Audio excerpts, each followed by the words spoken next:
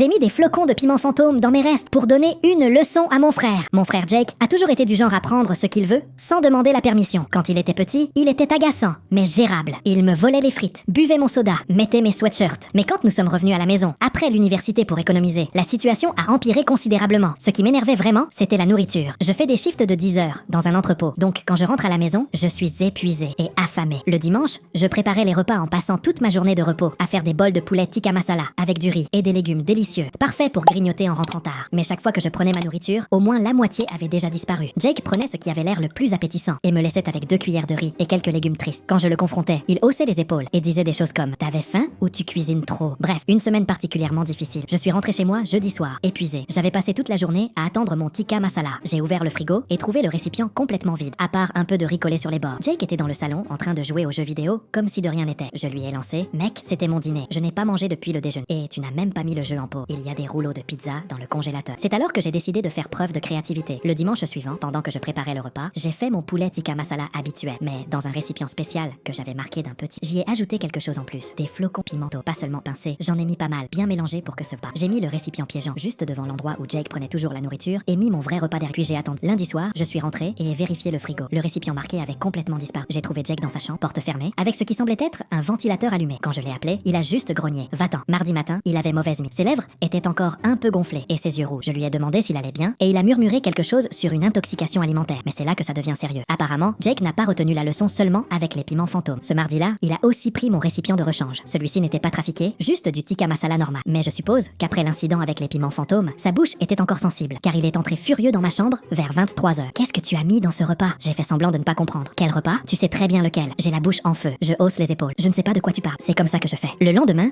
Jake est allé voir notre mère et s'est plaint que j'essayais de l'empoisonner. Elle m'a appelé dans la cuisine pour intervenir. Jake était assis là avec un verre de lait, l'air peu amical. Ton frère dit que tu as mis quelque chose dans son repas pour lui faire du mal, dit maman. J'ai fixé Jake. Pourquoi mangeais-tu mon repas? Ce n'est pas le point, a-t-il commencé. Mais maman l'a interrompu. Attends, tu mangeais son repas après que je vous ai dit de respecter les affaires des autres? Jake a essayé de se rétracter. Il avait juste très faim. Et alors, tu as volé le dîner. Et ensuite, tu t'es plaint que c'était trop épicé. Maman a compris le ton. Et maintenant, tu te plains parce que tu n'as pas aimé ce que tu as volé. Toute l'affaire s'est retournée contre Jake. Maman l'a obligé à s'excuser et à me rembourser toute la nourriture qu'il avait prise. Mais le meilleur a été ce qui est arrivé ensuite. Quelques jours plus tard, je préparais mon repas habituel. Quand Jake est entré dans la cuisine, il m'a observé cuisiner 1 minute, puis a demandé « Est-ce que ça va piquer beaucoup ?» Probablement, ai-je dit sans lever les yeux du feu. Il était resté là 1 minute de plus. Tu pourrais m'en préparer un peu? Je te paie aussi les ingrédients. J'ai failli rire. Tu veux que je te prépare le repas maintenant? Oui, mais épicé normal, pas ce truc-là.